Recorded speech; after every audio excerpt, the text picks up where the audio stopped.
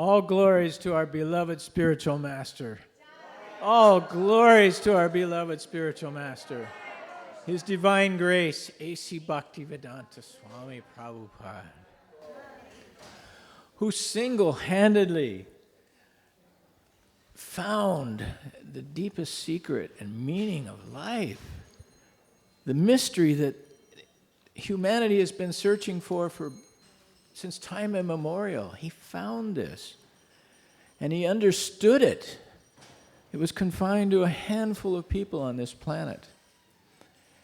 And he delivered it to the entire world.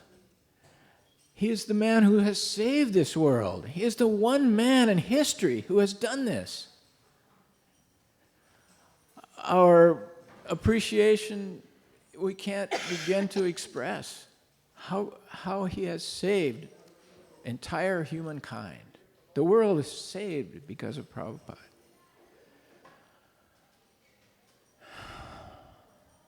All glories to Srila Prabhupada. And all glories to his divine servants, his angels, all of you. May the dust of your feet grace my head forever. You know, how do you talk about Prabhupada? How do you begin on a day full of stories of Prabhupada to find even one story that makes any difference?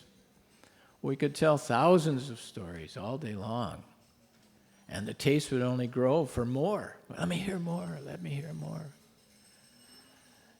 Prabhupada is endlessly astonishing. This quality, 50 years of meditating on Srila Prabhupada, the quality of his astonishment is still the foremost in my mind. The totally surprising nature of Prabhupada and his message. Whatever Prabhupada did, every moment was surprising. You never knew what he was going to do or say, or anything about Prabhupada. None of it was predictable. This astonishment is what gives us life. You see the same astonishment in Krishna's life. In the stories, everything Krishna did was astonishing. So Govinda Dasi and Gurudas and I, we had very, very great blessing that somehow or other we got to spend so much time with Srila Prabhupada.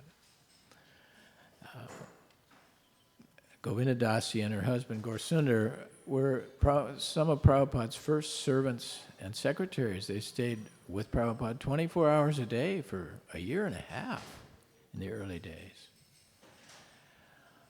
So Govinda Dasi has come a long ways from Hawaii, and I understand she has a very special message that she wants to. She's been thinking about it deeply, and I also am very much in tune with what she's going to say to you. And I would like to turn everything over to Govinda Dasi and let her tell you what she's found out for us. Is the picture coming up? Picture? Is the picture coming up, or is there technical difficulty? Actually, the picture is it's a painting of a dream that I had soon after Srila Prabhupada left this world. And it's a great big, it's actually 4 foot by 5 foot, but of course, it's warming up, but it's working? Okay. And anyway, this is called the World Acharya Dream. In the dream, he was sitting on a Vyasasan, sitting on the curvature, you could see the curvature of the Earth planet. And all the people of the world were pointing, and up above him, the devas were dropping flowers. And it was an oval composition, meaning that the central figure was Srila Prabhupada. And you could see the curvature of the Earth planet. And all the people of the world, all nationalities, were pointing and looking toward him and reaching out toward him. And they were kind of in a semi-darkness. The overall picture was a bluish-white, like glowing bluish-white. At the time, I didn't even know the spiritual sky was bluish-white. And up above, there were devas dropping flowers. And in the dream, there was a zoom lens. You know how the lens zooms forward and you can see something? The Vyasasan base of it was composed of jewels, and they were so bright and sparkly, you couldn't see at first that there was something written there. But when the zoom lens moved forward, I could see clearly that written in jewels at the base of his lotus feet is the word ISKCON. And in the dream, I came to understand that ISKCON is Srila Prabhupada's carrier, his vahana, his sitting place from which he works, from which he distributes his books. He distributes the knowledge of Krishna on this earth planet. So in the very early days, as Shamasundar was saying, there was Guru Das and Jamuna and Shamasundar, Mukunda and Janaki and Malati. And these were the main people that opened the San Francisco temple, which is where I joined. I actually was a yogi before. I was doing meditation, and I came down and read the art from my post in the forest, and read the article about Srila Prabhupada, written by Hayagriva, about how he met him on a street corner in New York.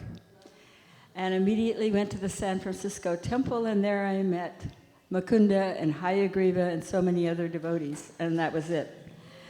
At that time, there weren't very many devotees. Our first service was the mantra rock dance. Shamasundar put that one together. And I remember Hayagriva telling the story about a dream he had had of Srila Prabhupada. Do you remember that? You don't remember that? Okay. In the dream, he said he saw this beautiful, effulgent, golden personality that was just radiantly beautiful. And I was listening harder, like, oh, really? What's this about? And he said, that person changed, and it was Srila Prabhupada in the dream. And then he changed back, and then he changed again. And if you want to read about this dream, it's in the Hare Krishna Explosion, because he does a better job of explaining it than I do. In any case, in the dream, he said to him, oh, you're so beautiful. Why don't you show this form to everyone? And Prabhupada said something like, if I were to show this form, you remember it. Manjari, she remembers it. Okay. If I were to show this form, then everyone would follow me for my beauty and not for my words. But everyone knows that he glowed golden. Well, he really was. So that was what the mood in San Francisco was. We had a glimpse of Srila Prabhupada's mystic opulences. He enchanted us completely. I think this is true of everyone that met him, everyone that spent time with him. You realized that you were dealing with someone who just wasn't from this world.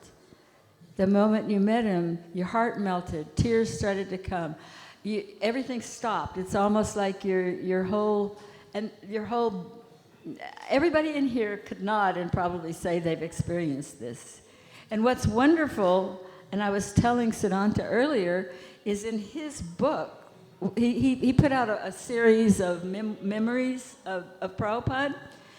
And in those videos, what I found interesting was there were very many different kinds of people, but they all had some very similar experiences when they first met Srila Prabhupada, that here's a divine personality. Sometimes they didn't even think it. They just experienced, like, all of a sudden, their world stopped, and their heart melted. Yeah, look at him. He's nodding, she's nodding, right? He's nodding. We all know that feeling. And I call that Srila Prabhupada's mystic opulences, because he was able to connect us with the spiritual world just by his presence. When he would talk about Krishna, I would temporarily forget who I was, where I was and what I was doing. I would just be rapt. And then when he would stop talking, I would be like, oh yeah, I'm here. My name is such and such. And we all had that experience. I think you know what I mean. His words, his ability to bring transcendental sound into this material creation was his greatest gift. He was able to connect us with the spiritual world by that communication. And that communication went into his books. He didn't write his books, he spoke his books. Every morning he would get up at 2 in the morning, sometimes earlier, and he would sit at the dictaphone and he would speak. He would speak into the microphone and you'd hear the little clicking sound. And sometimes I would sit outside the door. Outside, there we had in LA, we had a curtain on the door. Remember that? We had a curtain on the kitchen door. And I would sometimes, not always, because after all, I had to work hard during the day, keeping the house clean and cooking and all that stuff. So I didn't always get up at 2 and 3 in the morning, or even 4. But I would sometimes sit outside and listen to him translating his books. And I would peek in, and it was like another world was going on. There was another dimension, an alternate reality that was existing around him that I didn't see with these eyes, but that I could feel. And we all glimpsed it. Whether we glimpsed it one time or more than one time, we all glimpsed it. One time in Boston, we had these big keyholes, you know, those old-fashioned keyholes. And I didn't want to bother him, so I would peek in the keyhole to see if he needed anything. I could usually tell if he needed water, if he needed something, so I would just peek in the keyhole. And I remember one time, I had this overwhelming experience, you know, like Mother Yashoda looking into Krishna's mouth or something like that, you know? Peeked in the keyhole, and he was sitting and with the Bhagavatam open, singing the verses and just dramatically chanting and talking. And for a few moments, I realized he's not alone in there. There's demigods, or there's beings I can't see. And I remember going, wow, I'm living in this house, I'm cooking the meals and cleaning the floors and doing the laundry, but I haven't got a clue who he really is. I remember telling Satsarup, we don't know who he is. We have no idea who he is. And I think that that's something we really need to revive in our ISKCON movement, is who Srila Prabhupada really is, the divinity that he really is, the dimension that he came from. He often said, I didn't write these books, Krishna wrote these books.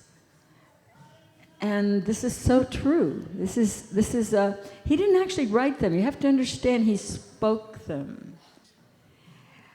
Early, before he came from India, he might have written, he did. But once he was with us, he had a dictaphone from day one. I think they got him one back on the Bowery or something. I can't remember. I think Mukunda got him one. And that dictaphone was his treasure. One time I made them there it is. Very good. Thank you, technological, thank you, the tech department. I started the painting, but because of my life being so busy, I had a devotee in Vrindavan, Satchidananda, finish it.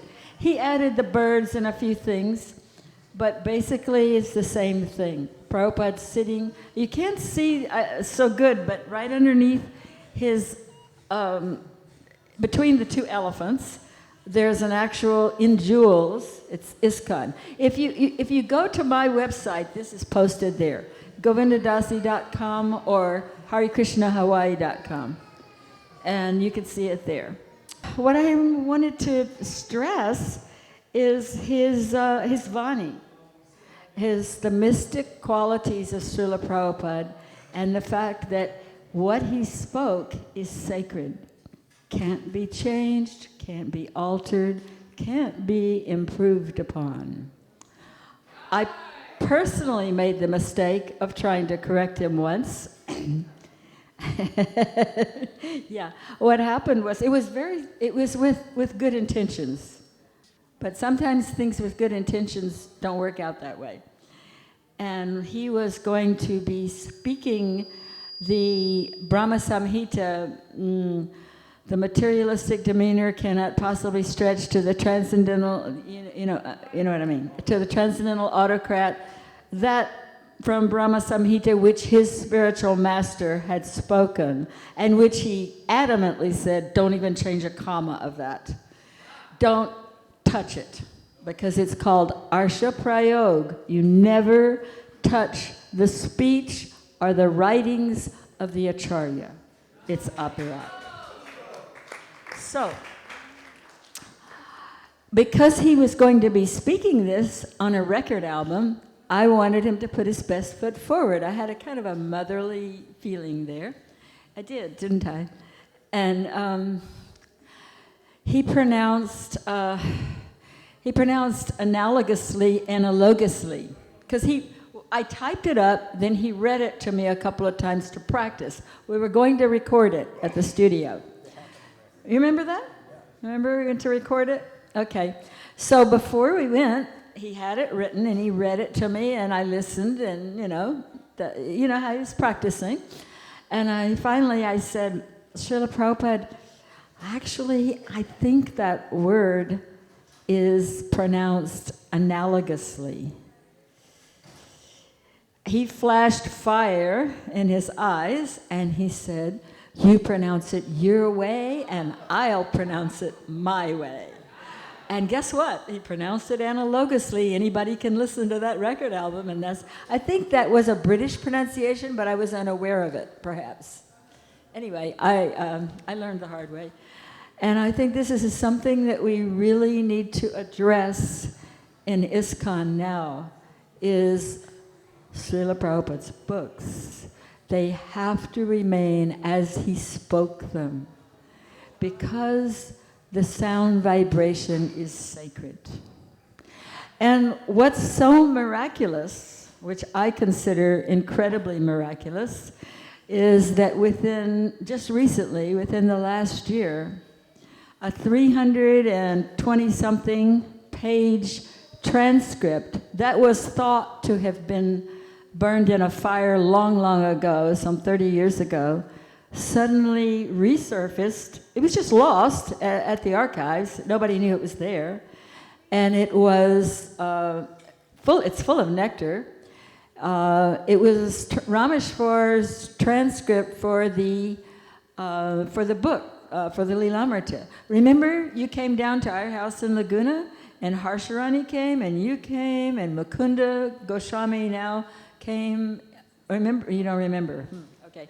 We all got together and we had these meetings with Baladev Vidhabhisan, who was the young devotee that was taking recordings from all the devotees in the world that knew Srila Prabhupada for the purpose of writing the Lilamrita. Guru Das is nodding, he remembers.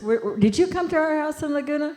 No. Harsharani came, Shamsundar came, Mukunda came, Kartikeya came. There were a couple of more people. And we all sat around and recorded our memories of Srila Prabhupada. And because everything was fresh then, ISKCON was just a short time afterwards. Things were fresh in our mind, is what I'm saying. And so we recorded these, and then they were sent to Satsarup for the purpose of writing the Lilamrita. That was what they were done for. And then there was some fire that took place sometime later, and most all of them were lost. However, I still have mine, by the way, but nobody else really had theirs because they had sent them off there. Ramesvara's just reappeared. And, where is it? this is it. I had it printed out. I downloaded it and printed it out. And if you go to, well, you can go to my website, and you can go to govindadasi.com. You can download it. It's there for yourself. I just gave the PDF file. It's full of nectar, absolutely, all kinds of, not just about the books, about many other things, about Sankirtan, about Bhumi was saying how exciting the first part was, all about Sankirtan. But there are some very, very significant points about the books that are made. And this is long, you got to realize this is long before there was ever any kind of a BBT edit or book editing issue or any of this. None of this existed at that time. We just had Prabhupada's books. We were happy, satisfied. There was no anticipation of this. But remember, Srila Prabhupada has mystic opulences. He could foresee all this easily. He could foresee that his books would be changed. And he also made plenty of arrangements in advance by multiple levels of instructions not to change a word. And even you can read how so many experiences that even if a change seemed logical, Ramesvara writes in his memoirs, even if a change seemed logical, Prabhupada would tell him not to change it, in a way of training him not to do it, because Prabhupada could foresee all this. He foresaw everything. And not only that, he's still watching over this movement. I have no doubt about it. And I think all of us feel that at times, don't you? Look at all the heads that are nodding. Everybody feels that way, that he's watching over his disciples, watching over the movement. I know he told me once when I was going through a very difficult time because my husband had left. And unfortunately, his philosophy was gotten a little strange. And so I started asking Srila Prabhupada some questions about the position of the guru, of the acharya. He slammed his hand down on his desk hard and said, "Who told you to talk to him? I say you stay away from him." And then he began to tell me about the fact that the spiritual master is always in touch with Krishna, the relationship is eternal, and that because he's in touch with Krishna, he can be in touch with each of the disciples. In that way, he is omniscient and omnipresent because of his being constantly in touch with Krishna, according to what Krishna wants him to know. The super soul is in our heart, and Srila Prabhupada's in touch with him. So, he's well aware of what's going on right now. And I see this transcript, which I recommend everyone read. There's tons of nectar about Srila Prabhupada in it, just incredible. I recommend everyone read it. And I think that it's almost like he reached his hand out from a samadhi and said, "Hey, you guys, I got to remind you of a few things. I got to remind you that this is what I wanted done for my books. This is what I had in mind." And of course, Ramesvara's been gone for many years. He has no position or political... a lot of what's going on here is people are afraid to speak. But almost all of Prabhupada's disciples are in agreement that they want the original books. Almost all of them. So if anyone is interested in downloading this, all they have to do is go to, well, there's lots of places they can get it, but it's all over the internet now. I didn't put it there, by the way. Somebody else did. But, Where do we get it? govindadasi.com or harikrishnhawaii.com. There's two places you can get it. I think it's all over Facebook. Can you scroll down? There's no internet right now. Oh. Okay, well, anyway, you don't need to scroll down. If you, the young man who's very techie, he's put a link on both of my websites. So all you have to do is click at it to open the PDF file. And if you're not very techie, just go to a Kinko's and they'll print it out for you for $20. That's what I did. I'm not very techie.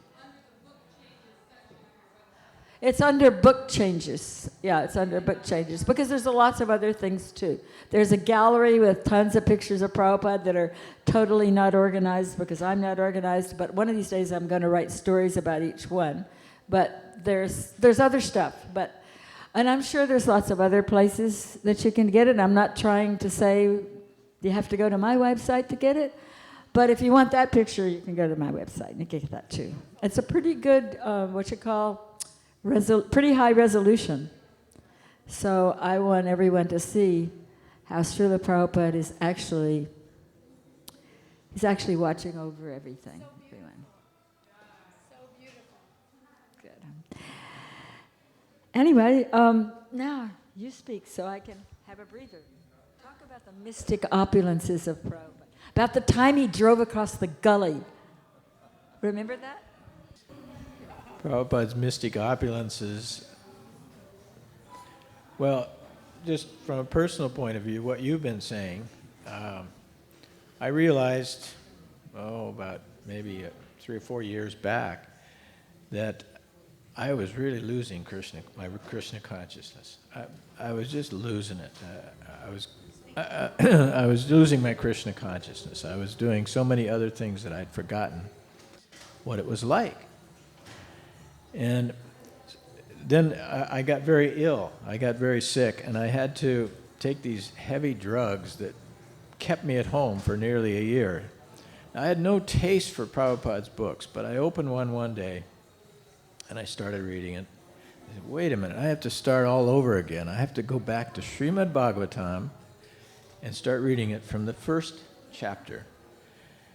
And then I realized as I was reading it that I'd never read any of these things before. I was so busy trying to spread Krishna consciousness, getting the books published. We had no books in the old days, so we weren't nurtured on books. We were nurtured on the book, Prabhupada.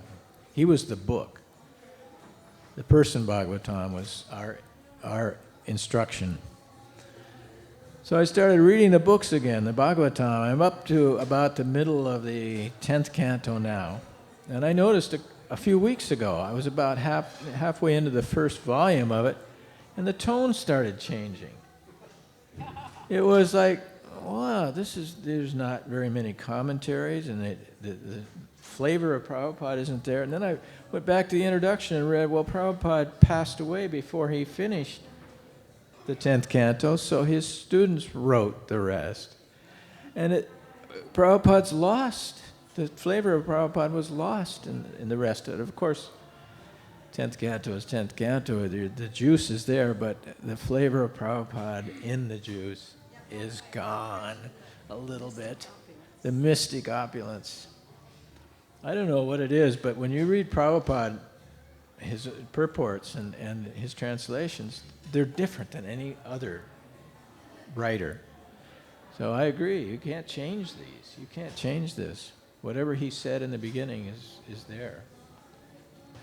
And he said, this is a book called Krishna Book. I've been working on it for years, and they've got it all set now, and here are the paintings. And I was looking at them, wondering, oh, this is really nice.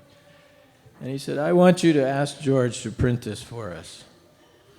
So I said, oh my God, Prabhupada, you know, the reason that George likes us so much is because we've never asked him for anything. I can't just go ask. How much do we need?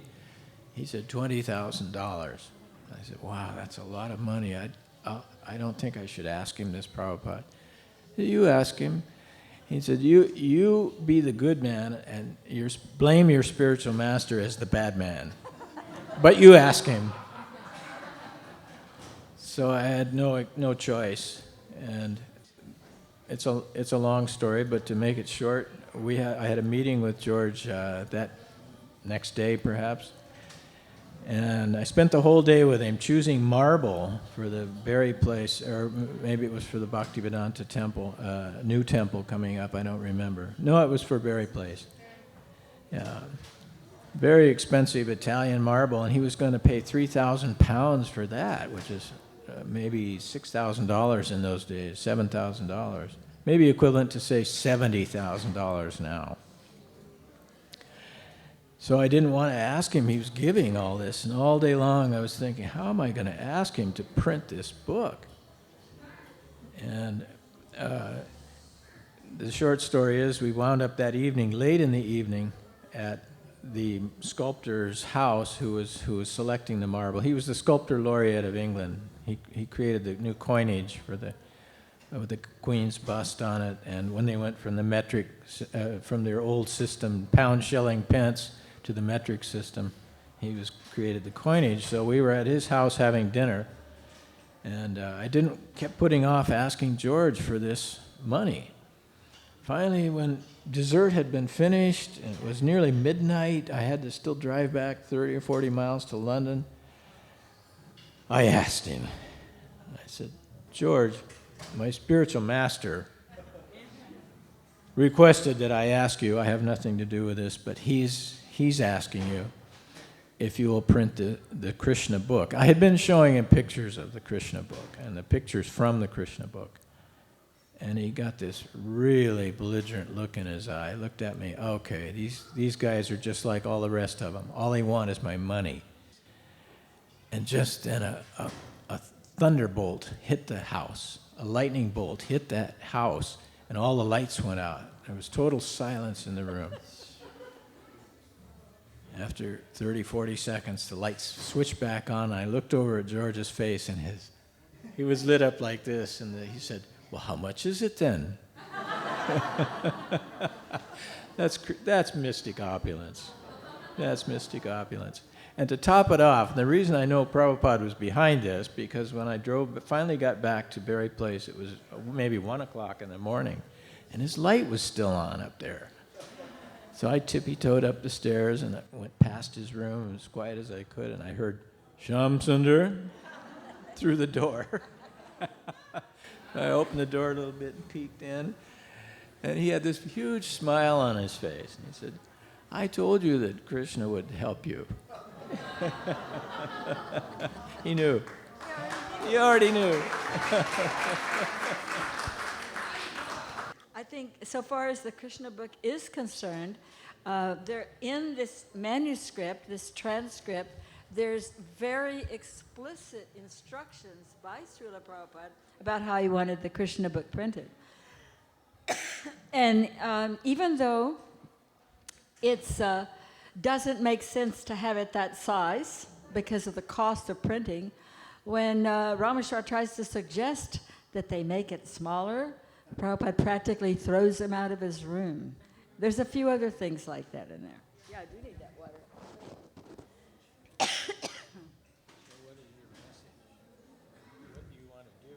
Another point that was brought up. How do you want to take this forward? What's your point? Oh, my point is that he didn't want changes to. He attended to every facet of his books. This is my point. Another point is that he wanted the books, the Bhagavatams, to have about 400 pages. He actually printed those in India before he came. And it cost a lot more to do it that way. But he had in mind a very clear picture of what he wanted his books to look like. This is so important. This is something we really need to know about. And what's so remarkable is it's all delineated in this transcript. There were things I didn't know about. One of the things he said was that the ISKCON press is the heart of, the press is the heart of ISKCON, and the art department is the heart of the press. Because the paintings, and this is something that Ramesvara brought to my attention, because I'm an artist also, that the paintings are his, he said, these are our trademarks. We attract people by these incredible paintings that most other philosophy books are just print, nothing but print, right? But Prabhupada had all these incredible pictures put in, and he designed those pictures in detail. I know, I was an artist. He stood over my shoulder while I was doing the one for the Gita, literally telling me how to do it.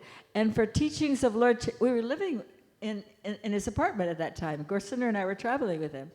And for teachings of Lord Chaitanya, the 5 drawings that I did for that, and Gorsinder also helped me, we worked together. We worked on the same picture. So, but he did the composition. Prabhupada designed the composition, told us what to draw, told us how to do it. And now people seem to think that the paintings can be changed. He made it so clear. No pictures can be taken out of my books. He said it again and again and again and again and again.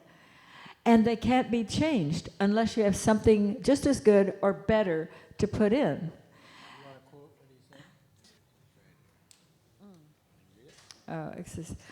He says, you can add things, but you can't delete. If you want to replace a painting, you have to actually make an improvement and do the exact same subject matter.